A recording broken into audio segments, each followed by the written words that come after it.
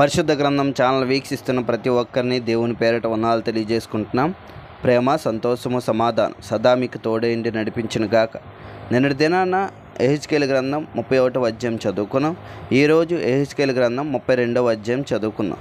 మరియు 12వ సంవత్సరము 12వ నెల మొదటి దినమున యెహోవా వాక్కు నాకు ప్రత్యక్షమై ఇలాగ సెలవిచ్చెను. నరపుత్రుడా, ఐగుప్తు రాజైన ఫరోను గూర్చి అంగలార్పు వచనం ఎత్తి అతనికి ఈ మాట ప్రకటింపుము. జలములలో కొదమసింహం వంటి వాడవా వాని నీవు ఎంచబడితివి. జలములలో మొసల వంటి వాడవై నీ నదులలో రేగుచు నీ కాళ్ళతో నీళ్లు కలియబెట్టితివి. వాటి వాగులను బురదగా చేసితివి. ప్రభువైన యెహోవా సెలవిచ్చినదేమనగా, గుంపులు గుంపులుగా జనములు సమకూర్చి నేను నా వలను నీ మీద వెయ్యగా వారు నా వలలో చిక్కిన నిన్ను బయటికి లాగివేసెదరు. నేను నిన్ను నేల పడవేసి తెరప నేల మీద పారవేసెదను. ఆకాశ పక్షులన్నీ నీ మీద వ్రాలినట్లు చేసి నీ వలన భూజంతువులన్నిటినీ కడుపార తిననిచ్చేదను. నీ మాంసమును పర్వతముల మీద వేసేదను. లోయలన్నిటినీ నీ కలేబారములతో నింపెదను.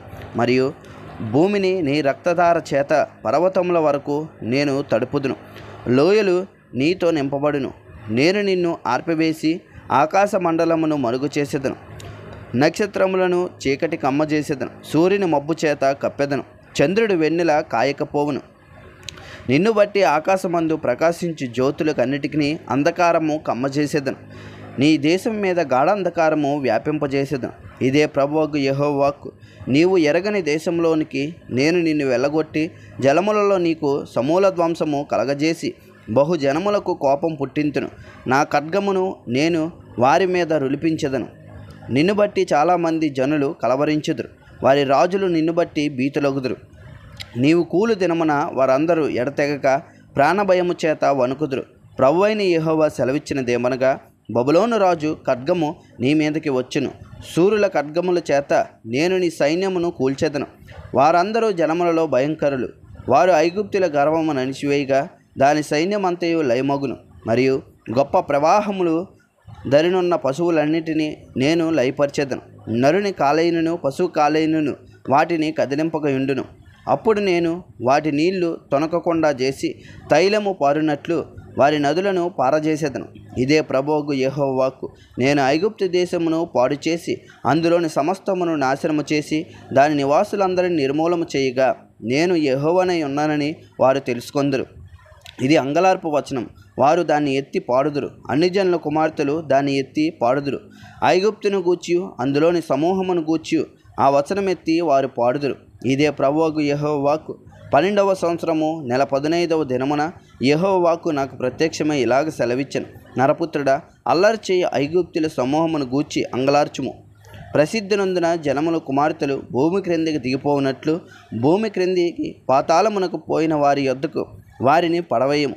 సౌందర్యమందు నీవు ఎవరిని మించిన వాడవు. దిగి సున్నతి నొందని వారి యొద్ద పడియుండుము. ఖడ్గము చేత హతమైన వారి మధ్య వారు కూలుదురు. అది కత్తిపాలగును. దానిని దాని జనులను లాగి పడవేయుడి. వారు దిగిపోయిరే. సున్నతి నొందని వీరు ఖడ్గము చేత హతమై అక్కడ పడియుండిరో అని అందురు. పాతాళంలోనున్న పరాక్రమశాలులలో బలాఢ్యులు దాన్ని గూర్చియు దాని సహాయులను గూర్చి అందురు. అసురు దాని సమూహమంతయు అచటనున్నవి. దాని చుట్టూను వారి సమాధులు ఉన్నవి. వారందరూ కత్తిపాలై చచ్చి ఉన్నారు. దాని సమాధులు పాతాళగాధములో నియమింపబడినవి. దాని సమూహము దాని సమాధి చుట్టూ నున్నది. వారందరూ సజీవుల లోకంలో భయంకరులై వారి కత్తిపాలై చచ్చిపడియుండిరి. అక్కడ ఎలామును దాని సమూహమును సమాధి చుట్టూ ఉన్నవి. అందరూ కత్తిపాలై చచ్చిరి. వారు సజీవుల లోకంలో భయంకరులైన వారు సున్నతి లేని వారే పాతాళ లోకానికి దిగిపోయిరి.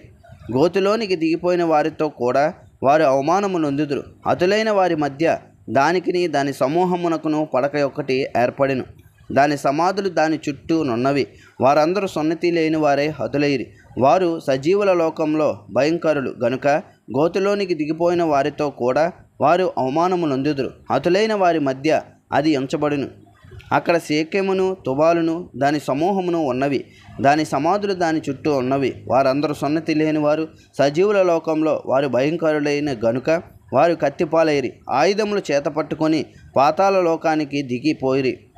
అయితే వీరు సున్నతి లేని వారి వారిలో పడిపోయిన సూర్యుల దగ్గర పండుకొన్నారు.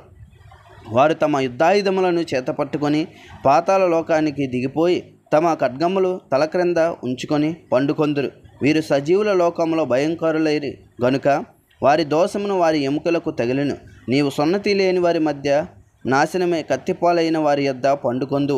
అక్కడ ఏదోమును దాని రాజులను దాని అధిపతులను ఉన్నారు. వారి పరాక్రమవంతులై కత్తిపాలై వారి యొద్ద ఉంచబడిరి. సున్నతి లేని వారి యొద్దను పాతాళ లోకానికి దిగిపోయిన వారి యొద్దను వారును పండుకొనిరి. అక్కడ ఉత్తర దేశపు అధిపతులందరూ సీదోనీయులందరూ హతమై వారితో దిగిపోయి ఉన్నారు. వారు పరాక్రమవంతులై భయం పుట్టించినను అవమానము నొంది ఉన్నారు. సున్నతి లేని వారే కత్తిపాలై వారి మధ్య పండుకొని ఉన్నారు. గోతిలోనికి దిగిపోయిన వారితో పాటు వారును అవమానము నొందుదురు. కత్తిపాలై ఫరోయు అతని వారందరూ వారిని చూచి తమ సమూహం అంతటినీ గూర్చి ఓదార్పు తెచ్చుకొందురు. ఇదే ప్రభువగు యెహోవాకు సజీవుల లోకంలో అతని చేత భయం పుట్టించితిని గనుక ఫరోయు అతని వారందరూ కత్తిపాలైన వారి యొద్ద సున్నతి లేని వారితో కూడా పండుకొందురు. ఇదే ప్రభువగు యెహోవాకు. ఇంతటితో యెహెజ్కేలు గ్రంథము 32వ అధ్యాయం పూర్తయింది. రేపటి దినాన యెహెజ్కేలు గ్రంథం 33వ అధ్యాయం చదువుకుందాం. ప్రేమ, సంతోషము, సమాధానం సదా మీకు తోడేండి నడిపించునుగాక. ఆమేన్.